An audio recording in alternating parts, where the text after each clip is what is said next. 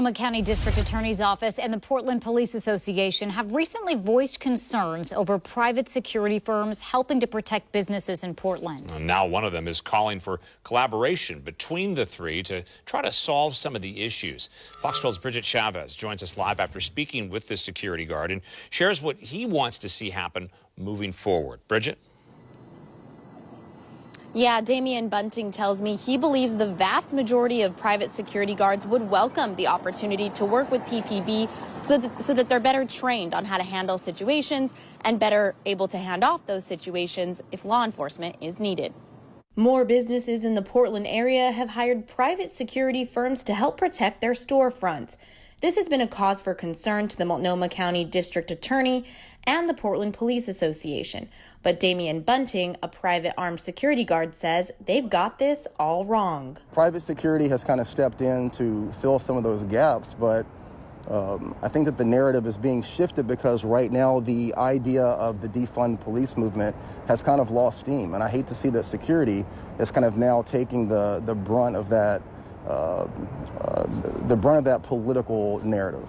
In a statement last week, DA Mike Schmidt said he was disturbed by allegations of misconduct by employees of a private security firm serving the downtown area and that all private security guards should be held to a rigorous standard. Bunting says private guards have to be certified every year, which includes firearms training. Security guards have no other option other than to de-escalate.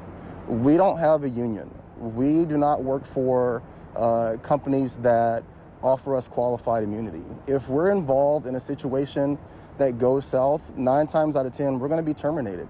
And we risk losing our license with our governing body. And he believes everyone should be held to a high standard, including police officers. We spoke with the PPA president, Aaron Schmaltz, last week, and he said police officers are trained on how to de-escalate situations, but often it's too late when a private guard is already involved. If they're called to a circumstance where it has become escalated, their options are limited. So we always want to make sure that when we're having to use law enforcement resources, we're able to have some say in the way that interaction goes so that we can come up with the safest response to it.